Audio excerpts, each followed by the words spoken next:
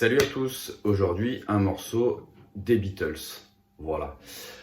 C'est pas forcément mon morceau préféré, mais c'est un morceau où il y a pas mal de trucs à la guitare, et puis c'est très audible, c'est-à-dire qu'on entend quand même les parties qui sont jouées, on les entend assez nettement, voilà. Plusieurs petites choses dans ce morceau-là. Déjà le riff principal, ce qu'on va retenir en premier, c'est le riff qui est joué en Mi. Donc c'est avec ça qu'on démarre le morceau, c'est ce qui fait l'intro et c'est ce qui aussi va faire le couplet après. On le joue plusieurs fois en Mi, comme ceci.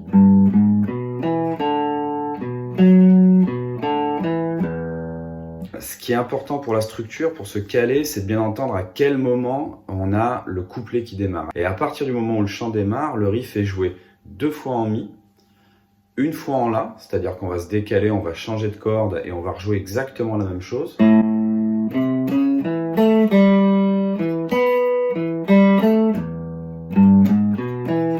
Et on reviendra en Mi après, ok? 2 fois en Mi, 1 fois en La, 1 fois en Mi, et ensuite c'est le refrain. Pour le refrain, on peut faire les choses de 2 façons. Comme je vous l'ai écrit sur la part, il y a des petites subtilités dans le phrasé et dans le placement pour la main droite. C'est-à-dire que si vraiment je fais ce qui est joué sur la partition, ça donne ça.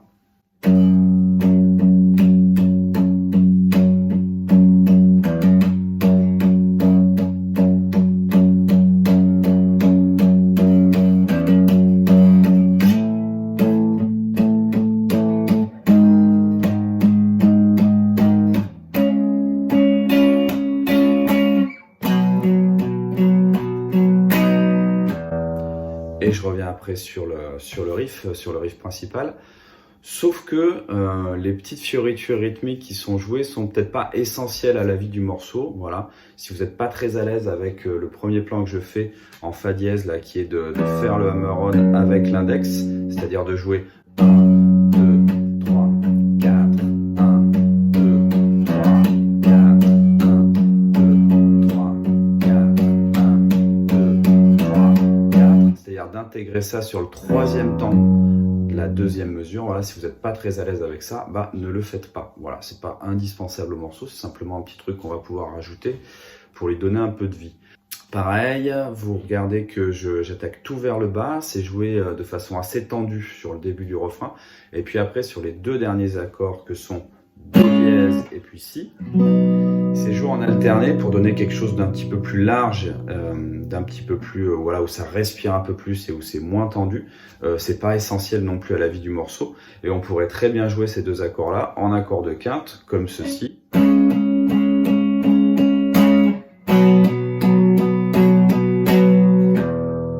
Donc faites comme vous le sentez, comme vous le pouvez, et s'il y a des petites fioritures qui vous empêchent de jouer la totalité du morceau, eh ben, vous les faites pas, voilà, simplement.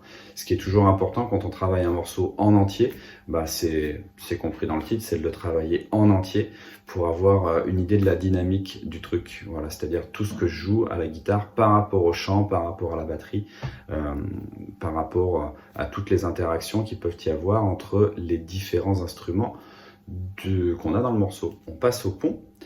Le pont, lui, se passe uniquement en Si. C'est-à-dire que je pourrais tout jouer à partir de cet accord-là, pour peu que je respecte un certain crescendo. C'est-à-dire que ça va aller de plus en plus fort et de plus en plus intensif tout au long du pont.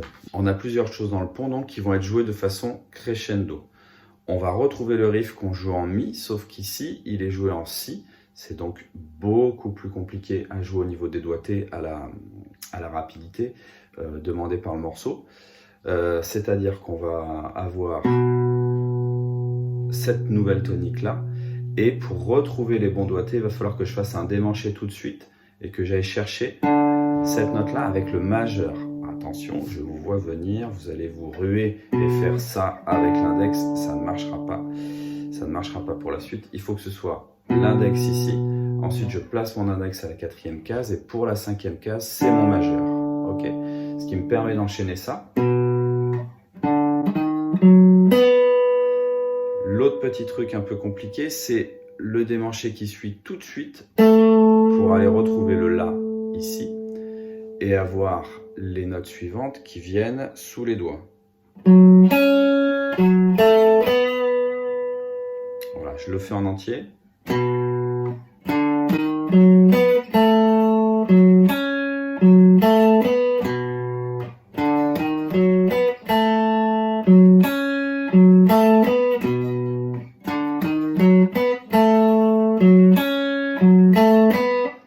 Je viens de le jouer 3 fois, c'est comme ça que ce riff-là sera joué dans le morceau, et c'est pas évident non plus en fait de jouer quelque chose 3 fois. Nous, ce qu'on a globalement, c'est des cycles de 4, de 2 des fois, mais voilà, quand il y a un truc qui tourne en 3 fois, en 5 fois ou en 7 fois, il faut toujours se forcer un petit peu pour y penser. Ça vient pas naturellement, ça ne vient pas de façon automatique. À la suite du riff, on va avoir une petite phrase solo qui est donc en si, plutôt un si blues, qui est ni mineur ni majeur, bien que on va jouer mineur pendant ce plan-là. On va partir d'ici. Ok, le si sur la corde de ré à la 9e case, et ça me donne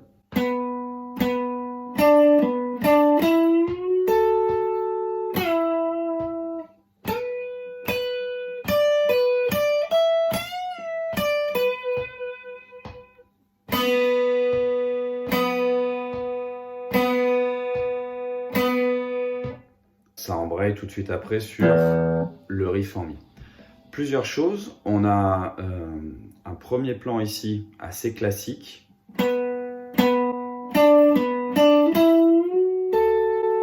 Là, la difficulté, ça va être de tirer la corde de sol, en maintenir le bend d'un ton, en allant chercher le La avec le petit doigt. Okay. Donc, je vais avoir ça.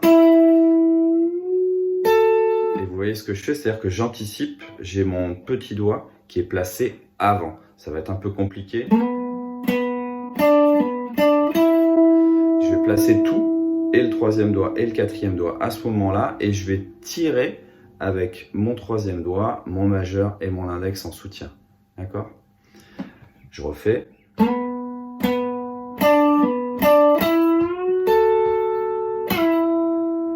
Et ensuite, quand je redescends le bend, mon petit doigt relâche. C'est un mouvement qui doit être synchro, c'est-à-dire que quand je redescends, le petit doigt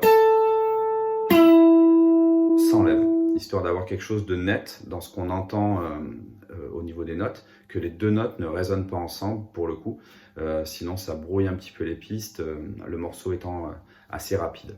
Deuxième partie du plan, on a à peu près la même chose, en fait, une octave au-dessus. C'est-à-dire qu'on repart de la tonique, si.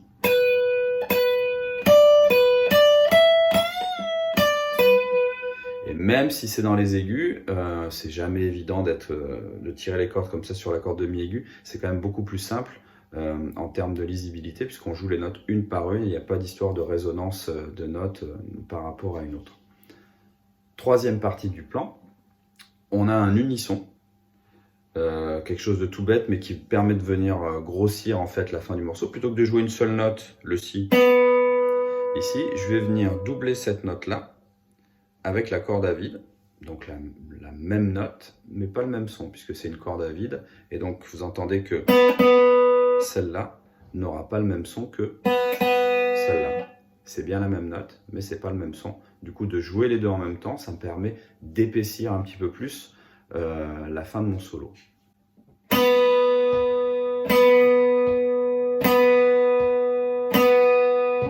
Ça change peu de choses, mais c'est toujours un petit peu plus conséquent que si je jouais la corde de sol seule. Voilà. En conclusion, je vous encourage à travailler les parties petit bout par petit bout, c'est-à-dire le riff en mi. Ensuite, de travailler l'enchaînement du couplet, l'enchaînement qu'on a dans le couplet, c'est-à-dire 2 riffs en mi, un riff en la et puis un riff en mi. Ensuite, le refrain, vous avez 2 façons de faire sur le refrain, soit la façon détaillée avec tous les petits plans et puis les petites subtilités pour la main droite qu'on a vu, soit tout vers le bas, soit en alterné pour la fin. Soit vous faites tout droit en gardant les croches et en gardant tout vers le bas, vous allez au plus simple. Encore une fois, les petits plans qui sont rajoutés ne sont pas essentiels à la vie du morceau. Ensuite, le plus compliqué sera le pont, par rapport aux doigtés qu'on a en si, qui sont pas évidents à trouver pour la main gauche, et puis la fin du pont avec le petit bout de solo, voilà. Et quand vous avez ça dans les pattes, je vous encourage vivement à tout rejouer par-dessus le morceau pour pouvoir retrouver la logique en fait de tous ces plans-là, et que ce soit pas juste une affaire de doigts, mais bien une affaire de musique, et que ce soit voilà, ce morceau des Beatles, Day Tripper, qui soit joué, et pas juste de placer les doigts à la 4e ou à la 5e case, ce qui n'a pas beaucoup d'intérêt. Bonne continuation à vous et portez-vous bien.